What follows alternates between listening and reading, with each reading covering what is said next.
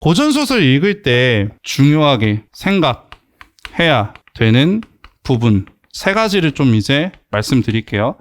일단 1번. 고전소설 같은 경우는 결국 이제 뭐냐면 뭐만 딱 하면 되냐. 내용 파악만 하면 된다라고 요렇게 일단 기억을 해주면 돼. 그래서 내용 파악만 하면 문제 푸는데 아무런 지장이 없어. 근데 사설은 내용 파악을 해도 문제를 졸라 더럽게 내가지고 거기서 너네가 틀리지, 평가원은 내용 파악만 했을 때 너네가 틀릴 리가 없어요. 근데 내가 틀려요 라고 하면 내용 파악 못해서 그런 거야. 그래서 내용 파악만 하면 돼.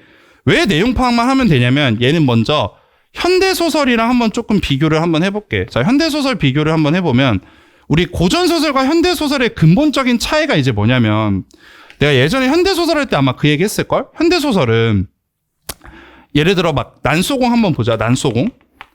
우리 난쟁이가 쏘아올린 작은 공 알죠? 그치? 난소공. 그럼 난소공에서 아버지가 난쟁이라고 이제 있잖아? 난쟁이잖아? 그 아버지가 난쟁이일 때 단순히 그냥 난쟁이다, 이게 아니라 난쟁이가 상징하는 바가 뭐예요? 난쟁이.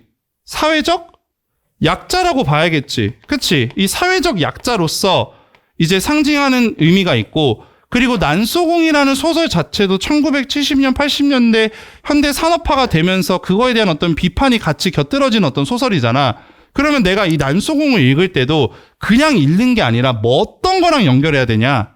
시대 상황이랑 연결해가지고 내가 주제 파악이든 아니면 내용적으로 내가 이제 같이 연결해서 읽어야 돼. 근데 우리 고전소설은, 사실 고전소설이 왜 만들어졌냐면, 뭐 예를 들어 사시남정기, 뭐 유시삼대로, 막 구운몽, 막 그런 것들 있잖아. 얘는 그냥 재미있게 읽으려고 만들어진 거야. 재밌게 읽으려고 만들어진 거야. 다시 말해 옛날에는 그냥 이제 읽을 거리들 이제 막 적고 막 그럴 거 아니야. 그래서 고전 소설들은, 이제 소설들은 그냥 재밌게 읽으려고 만들어진 거야. 시대 상황이랑 연결해가지고 뭔가 막 비판하려고 하는 게 뭐 있을 순 있어. 하지만 대부분은 그냥 재밌게 읽으려고 만들어진 거야. 그럼 다시 말해서 고전 소설은 상징적인 거, 시대 상황이랑 연결한다? 거의 없어. 그냥 뭐만 하면 돼? 내용 파악만 하면 지금 되는 겁니다. 이게 기본적인 거야. 그래서 너네가 어렵게 생각하지 말고, 선생님 그래도 막 고전소설에서 막 얘가 충을 상징하고 효를 상징하고 막 그런 게 있는데요. 야, 그런 거 다 일반적이잖아. 그리고 충, 효를 모르냐? 니네가? 다 알지? 그러니까 내용 파악만 제대로 해줘.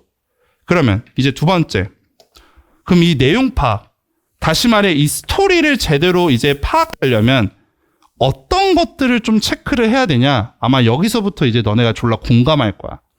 일단 먼저 첫 번째, 2번째로 이제 보면 상황을 나타내는 단어들 있지. 이런 상황을 나타내는 단어. 읽을 때 내가 상황 파악을 당연히 먼저 해야 돼. 근데 너네가 이 상황을 나타내는 단어를 제대로 알고 있는지 이거를 체크하고 의식을 이제 하셨으면 좋겠습니다.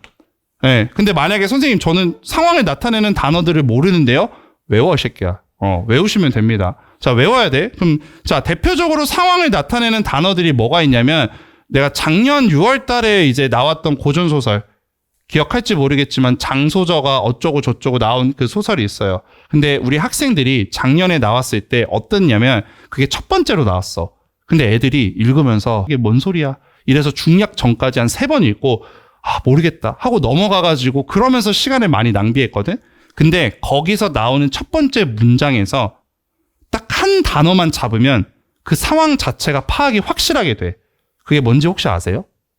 뭐를 읽었다라는 표현이 있어요. 그게 뭐냐? 제문을 읽었다라는 이 표현이 있어. 자, 이때 이 제문, 얘가 뭐야? 제문 뭐예요? 제문을 읽어요. 제문이 뭔데?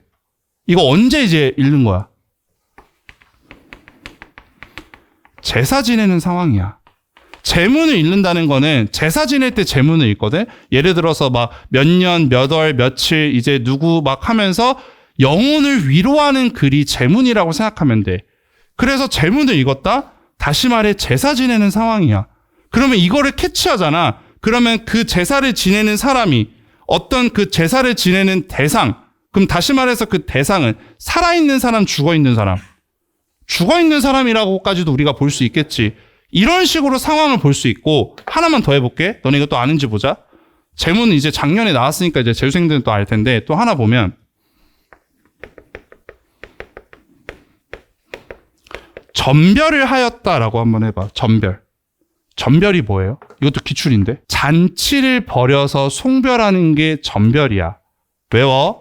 잔치를 벌여 송별하는 거. 그럼 다시 말해 전별을 하였다는 거는 그 사람을 전별했다. 뭐 하는 거야? 빠이빠이 이거 하는 거지. 그치? 헤어지는 상황을 얘기하는 거야. 오케이? 그래서 헤어지는 그 상황을 지금 이제 설명하고 있다. 내가 요렇게 캐치하면 돼. 이런 단어들을 너네가 캐치해가지고 상황 파악하는 데 도움이 돼야 되거든? 근데 이거 다 기출이에요. 나온 지 얼마 안 됐어. 근데 애들 물어보면 대대로 답을 못 해. 그러니까 너네가 이제 문제만 풀지 이런 단어들에 대한 체크를 안 하는 거야. 그래서 요것들을 우리가 좀 같이 한번 볼 거고, 자, 이제 세 번째 쓸 시간 드릴 테니까 봐봐 그냥.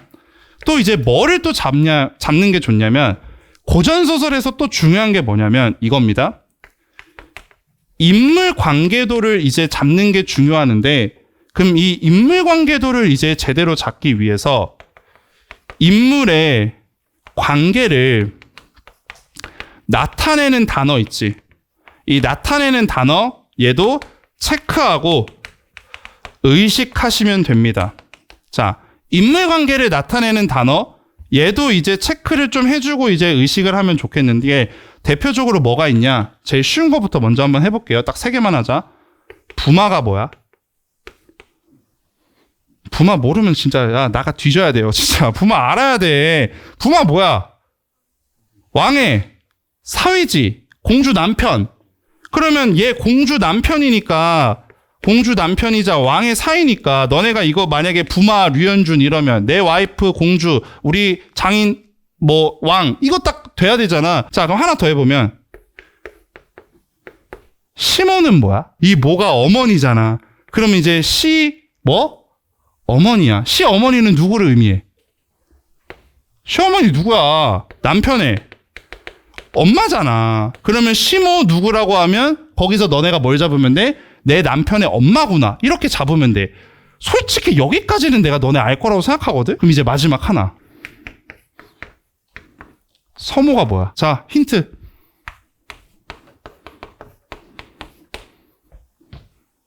서자, 홍길동 이래봐.